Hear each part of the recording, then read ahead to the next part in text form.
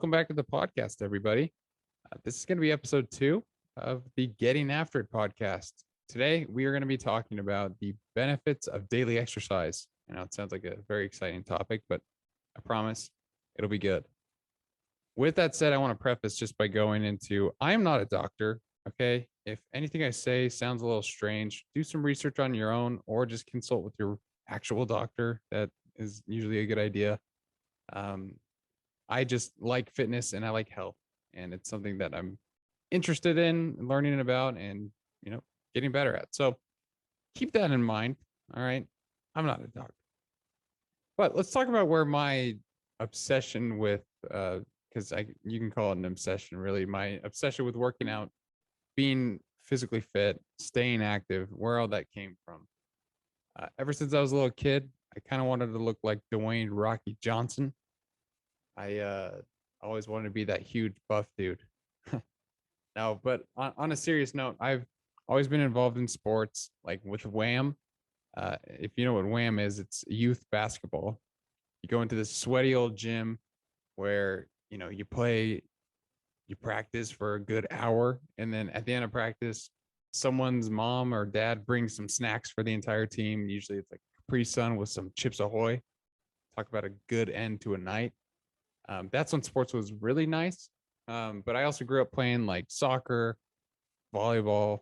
I was even on the chess team, which is a mental sport. Think about it.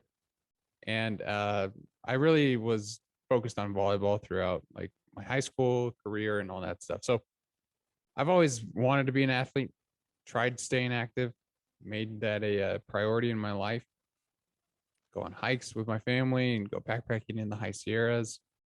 But it wasn't really until college that I discovered the value of daily exercise and some of the lessons that it's taught me.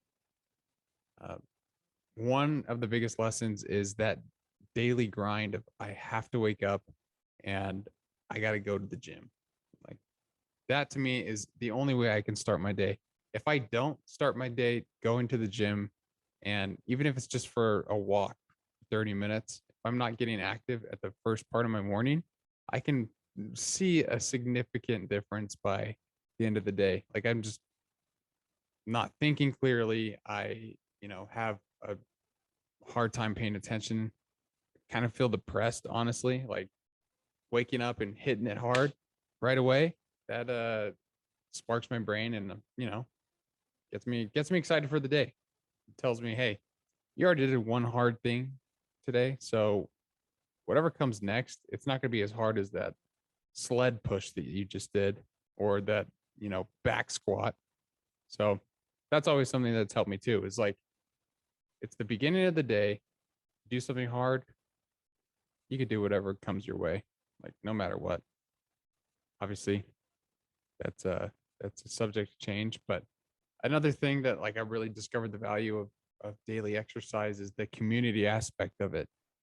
You're going to a gym, you're meeting other people, you're talking to them, you meet some interesting characters. If I'm being completely honest, like you'll see an old guy that just kicks butt on the elliptical and he's just going there for like 2 hours, and you're like, I couldn't even jump on the elliptical for 15 minutes. How's this old man smoking me out for 2 hours on this thing? Anyways, there's people like that, and it's pretty amazing, if I'm being completely honest, and it's fun. But there is a community aspect of exercise and fitness. It doesn't have to be at the gym. One of my favorite companies that I look at is called Go Ruck, and they have these things where just wherever city you're in, they'll just get a community of people to come together and they'll just go walk. And if you don't know what rucking is, it's in the military.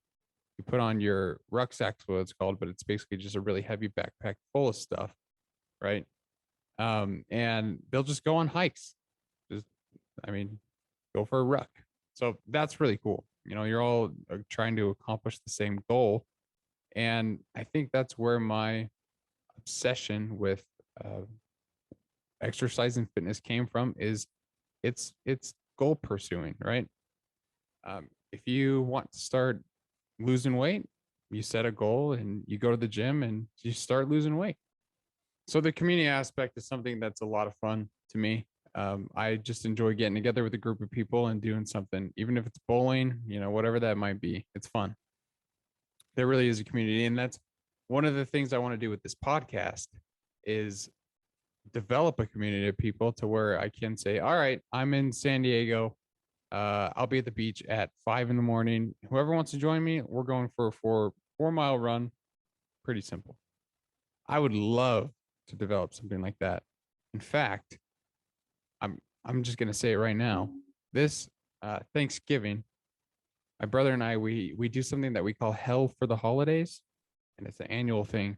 Happens twice a year, Thanksgiving and Christmas Eve. And the point of Hell for the Holidays is you get together.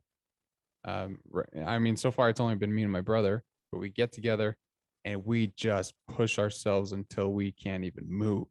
I'm talking, we max out on our squats, max out on our deadlifts, max out on our bench press, 1,000 kettlebell swings. I don't even know. But the point is, you push yourself, and then you could just kind of enjoy the rest of the holiday, and you feel like you earn the turkey or whatever that is. Anyways, the point of that story is, I want to do that with this podcast. So this Thanksgiving, I'm just going to say it already. We're doing Hell for the Holidays, the Getting After It podcast. I'm going to get shirts made. We're doing it. Get ready. It's going to be good. If you want to join, let me know. Anyways, so that's very important. Those are just a few of the reasons why I'm attracted to exercise and fitness. But with that aside, if you just think of the health benefits that go into daily exercise and moving your body, it's unbelievable. And I've just highlighted 6 that I want to go over. A lot of this was taken from the Mayo Clinic's website, so that's my source, and I think they're pretty good doctors over there. So take this as you will, but I think it's good. And first benefit is exercise controls your weight, right? I mean, to an extent, you can't go work out and then go to Jack in the Box and eat a dozen tacos. Bad call. Done it before. Don't do it. But if you work out, usually you'll shy away from the donuts, right? You'll be like, oh, I've already put in this much effort. Instead of the donuts, maybe I'll get, I don't know, protein bar, get a little Jack juice going through my veins, So that's definitely one, is it helps you monitor your weight and make conscious choices with your daily diet. It also combats like tons of different health diseases, conditions, such as like, high blood pressure, helps you avoid strokes, type 2 diabetes. It's been shown to help with some forms of cancer and like maintaining that. Helps with arthritis. I can't remember who it is. I think it's Mark Bell, but he says motion is lotion. So if you are moving around, making sure that your joints are staying healthy, then you're not going to have arthritis. The next one is huge for me. And honestly, I think the entire world needs to do this, but exercise improves your mood. I cannot tell you, going back to the very beginning of this podcast, I told you that if I don't wake up and work out, my day is ruined. And I think that's because of this. Every time I exercise, I have crazy endorphins afterwards. When I ran the half marathon, I was on a runner's high for, I want to say, like a good 3 hours afterwards. You think I'd be exhausted and really tired, but I was like, I'm going to go take on the world. I could run another half marathon. That's not true. Could not run another half marathon. So take that with a grain of salt. But the overall point is it's really important for your mental health. I'm going to get a little vulnerable here. I've, been seen for depression and anxiety with doctors, and what they prescribed to me did not help as much as exercise and fitness. Now, again, I'm not saying that it's going to be the same thing for you. You could have a completely different experience than me. And like I said, I'm not a doctor. This is my opinion. But doing something with your body, getting up and pushing through a difficulty helps improve your mood. At least it has with me. The other thing that it does is it helps promote better sleep. If you're working super hard at the gym and then you have to go to work and then you have to go throughout your entire day, and then you have to go home, take care of the kids, make some dinner, that's pretty difficult. You're going to be tired by the end of the day. And that's one of the benefits of exercise. It also promotes productivity. You know, if you go for a run and you need to come back home and you got some chores to do, usually you'll be motivated just to get it done. Go at it and figure it out. And the last thing is it's just kind of fun. It's fun to move around. We sit too much. There's days when I'm at the office and I'm in my chair and I'll be like, okay, I'm gonna get healthy right here. I'm just gonna stand at my standing desk. But you're not moving. I mean, you can call it what you want, pretend it's healthy, but it might be better. I don't know. Tell me. Show me a study. Prove me wrong. Anyways, um, you know, it's fun to get out and move your body and get fit, whether that's hiking, you want to go kayaking, biking. Exercise doesn't have to be on a treadmill. You can go do whatever you want. And that's the thing is it has to be fun for you and you have to enjoy it. Because overall, that leads to my final point, which is the more consistent you are, you're going to develop a habit, and that habit's going to be really hard to break if you're consistent. But you need to be patient with yourself. You need to expect that you will have slip ups. There's times when motivation is not going to be there, and you're going to give into the super comfortable pillow that's caressing your head on a cold winter's day when you know you have to get outside and go to your cold car, scrape the snow off. You don't want to do that. That's going to happen. You're going to stay in bed, but expect that to happen. And when it happens, get a game plan to get back into action. So if you're not getting after it every day, you know, I'm a little bit worried about you. No, just kidding. Everyone's different. In a bodybuilding.com article, they conducted a study of 2,071 adults who are aged 18 and older. And out of those 2,071 adults, 73% of them failed their New Year's resolution within 6 weeks. I mean, there's a lot of reasons that could have happened. They might not have had a plan. They might not have been excited about their actual change. They might have not have been doing something that was fun to them. And that's what you have to figure out as you go through this journey, because that's what it is. It's a lifelong journey. It's not just a 3-month commitment or 6 months. I'm going to get in shape for, you know, a Marvel movie. That's just an example. It's a lifetime. Because if you're not active your entire life, you could develop some of those health complications I mentioned a little bit earlier.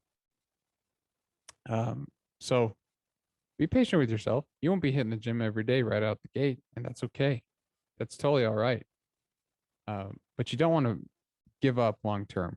So find activities that excite you, whether it's, like I said, hiking, biking. You could just go on a walk around the block. That I used to do that all the time when I worked from home. If I was getting overwhelmed at work, I'd be like, all right, I'm out for 10 minutes. See ya. And then I'd go just walk around the block a little bit, decompress, because that's ultimately what fitness gives me, is that opportunity just to decompress and think. You know, I have some of my best ideas at the gym. Unfortunately, I don't write them down, so they're not that good apparently. But my ideas are always flowing at the gym, and good or bad. But I always have thoughts going through my brain, so it definitely promotes that as well. But find something that you're interested in doing, whether it's going into a cave and picking up some heavy rocks, or going into the forest and chopping down logs. I don't know. I mean, you're moving your body, so technically, yeah, that's exercise. If you're really fast at knitting, you can consider that to be exercise too. I don't know. Chasing kids around, you best believe that's hard. So yeah, my last tip with like getting into exercise and fitness, if you want to make that a priority in your life, is have an accountability partner. I want to just briefly mention my brother here. We used to work out almost every day up in college. Again, we weren't perfect, but we would go together. And when there was days when I didn't want to go, he motivated me, and vice versa. There were also days when it was like, dude, I need a rest day. I'm taking it back. How do you feel? And then he'd be like, yeah, I need a rest day too. So it's good. It's good to have someone there that holds you accountable, that gets you excited to go to the gym, that has relatively similar goals to you. So you can be like, hey, how you doing on your diet? What's going on with that? Or, dude, you're like 10 pounds away from hitting 405 on your deadlift. Let's keep going. Like, have someone to push you there, get you excited about what you're doing. There's a quote from Jim Rohn, and he says, motivation is what gets you started. Habit is what keeps you going. But habits take a long time to develop, right? So you just have to be a little bit patient with yourself and give it the time and effort that you want. Because if it's important to you, you'll make it happen. I know you will, because you've been getting after it. You're listening to this podcast right now. That's what I'm talking about. Overall, fitness, exercise, and these lessons that it's taught me about daily self-discipline, holding yourself accountable and pushing beyond your comfort zone, is what the idea of going to the gym is to me. It pushes you beyond your comfort zone. And Nick Bare, who is a ultra marathon runner, CEO, pretty amazing specimen, if you ask me. He has this quote that I have on my fridge, have it on my door before I leave, and I have it on my mirror in my bathroom.